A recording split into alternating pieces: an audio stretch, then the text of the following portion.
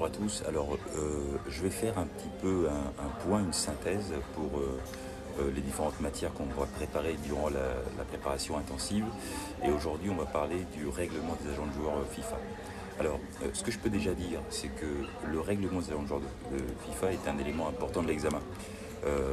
Dans la méthodologie que moi je vous recommande et comme on peut le voir en cours, c'est vraiment la lecture et le découpage, si vous voulez, de la matière. D'accord. Il faut vraiment avoir la table des matières et de la compréhension de la table des matières.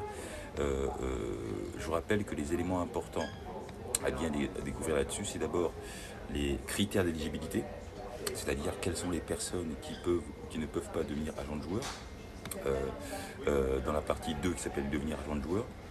Et il y a aussi la demande de suspension, l'annulation de licence, il y a la formation professionnelle continue. Dans les critères d'éligibilité, il faut déjà avoir une vision très précise là-dessus. C'est pas compliqué dans le sens où vous ne devez pas, lors de votre demande de licence, y compris pendant l'exercice de votre métier, c'est-à-dire quand vous avez obtenu la licence, ne pas avoir fait de fausses déclarations, n'aura jamais été reconnu coupable, on va dire, dans le cadre d'une procédure pénale, mais ce qui porte sur certains aspects. Ça va être le cas du crime organisé, le trafic de drogue, la corruption, le blanchiment d'argent, l'évasion fiscale, la fraude, la manipulation de matchs, le détournement de fonds, bien sûr, la malversation, la violation des obligations fiduciaires, la contrefaçon, également les fautes professionnelles, les violences sexuelles évidemment, un crime violent, le harcèlement, l'exploitation ou le trafic d'enfants ou d'autres personnes vulnérables. Il ne faut pas avoir fait l'objet notamment d'une suspension d'au moins 2 ans ou d'une exclusion ou d'une radiation prononcée par une autorité réglementaire ou une instance prononcée, une instance dirigeante pour ce type d'infraction. Ne pas être ni un officiel ou un employé de la FIFA, d'une confédération ou d'une association, je parle le mot association ici, c'est une fédération, membre d'une ligue ou d'un club ou d'autres organisations directement ou indirectement liées à des clubs de football en général. Il faut aussi ne pas avoir personnellement ou via l'agence dont elle dépend, d'avoir des intérêts avec un club. Vous ne pouvez pas avoir un pourcentage dans un club de football en tant qu'associé ou même minoritaire. Et puis ne pas aussi avoir été surpris, d'avoir pas été condamné à exercer le métier d'agent de joueur. Dans ce cadre-là, vous ne pourrez pas le faire. Ça, c'est très important. Au cours des 5 ans qui précèdent votre demande de licence d'agent de joueur, il ne faut pas avoir fait l'objet de faillite ou de redressement judiciaire ou de liquidation judiciaire. C'est un élément quand même qui est important. Voici un petit peu les critères d'éligibilité. Restez dans la précision en ce qui concerne les critères d'éligibilité. D'accord ? Il faut de la précision. Ne soyez pas dans des choses... voilà, il y a une liste qui est exhaustive sur le règlement des agents de joueurs. Ensuite, il faut aussi s'attarder sur la formation continue, c'est l'article 9. Afin de conserver sa licence, un agent doit se conformer chaque année à l'obligation de formation professionnelle continue. D'accord. Il faut savoir que c'est la FIFA qui communique ces obligations de formation par voie de circulaire chaque année. Il y a aussi la possibilité, lorsqu'on est agent de joueur, de faire une demande de suspension ou d'annulation de licence.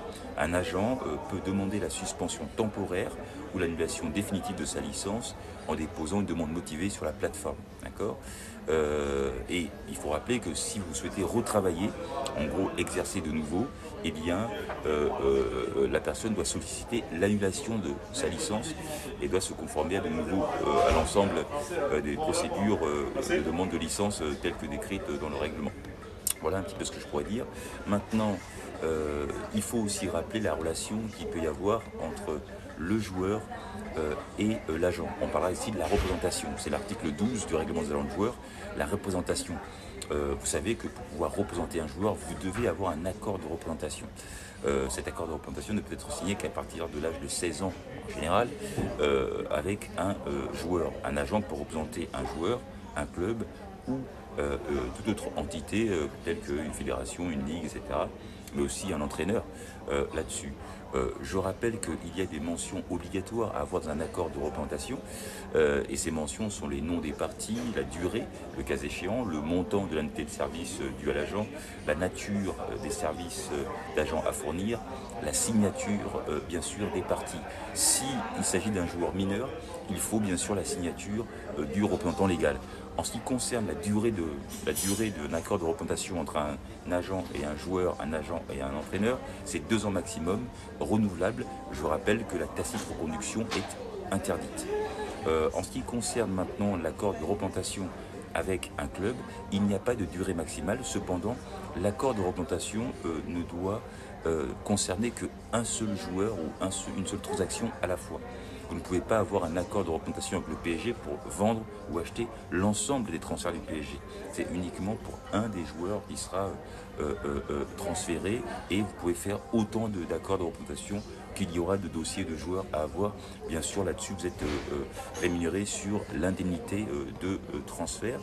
Je rappelle aussi quand même, qui est important, c'est que la circulaire 1873 a encadré et suspendu certaines règles, donc qui ne sont pas applicables à l'heure actuelle suite à la décision de Dortmund. Et donc je vous indique que vous devez lire absolument la circulaire 1973 pour savoir ce que vous allez ne pas utiliser. Et l'un des éléments importants, c'est le plafonnement des commissions, c'est-à-dire les 3% et 5% en dessous de 200 000 et au-dessus de 200 000. Ça, ce n'est pas possible. En tout cas, ce n'est pas applicable à l'heure actuelle dans le cadre du droit positif de la FIFA. Je rappellerai aussi le principe de la double représentation autorisée.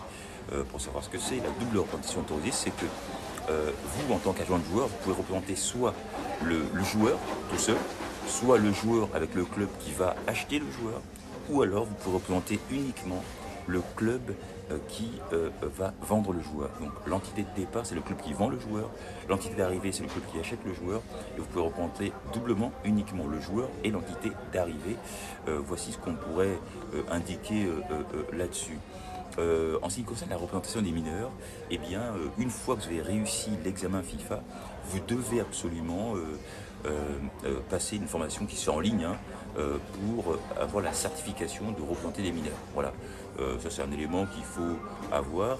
Et en ce qui concerne l'indemnité de service, donc on dit la commission, on est resté sur les standards de maximum 10%, parce que le plafonnement n'a pas été pour l'instant suspendu. Donc enlever tout ce qui est plafonnement. Et bien sûr, je rappelle que un agent, dans les éléments qui ont été aussi discutés, c'est que la FIFA voulait que ce soit la chambre de compensation qui paye les commissions des agents de joueurs. Or, dans le cadre du tribunal de Dortmund, cet élément a été suspendu. Donc pour l'instant, la chambre de compensation ne paye uniquement que la rétribution de formation. Voici un petit peu le cadre, les éléments que vous devez absolument connaître pour avoir une vision globale sur le règlement des agents de joueurs. Je ferai une autre vidéo de synthèse sur les cours qu'on va voir cette semaine, après le cours sur le règlement du statut et du transfert de joueurs. Là, je vais donner les grands points. Maintenant, à vous de lire. Et bien sûr, on va travailler sur des examens blancs. Je dirais d'ailleurs à Emra de mettre des questions QCM qui sont tombées à l'examen 2025 sur le groupe WhatsApp. Voilà. À très bientôt pour la prochaine vidéo.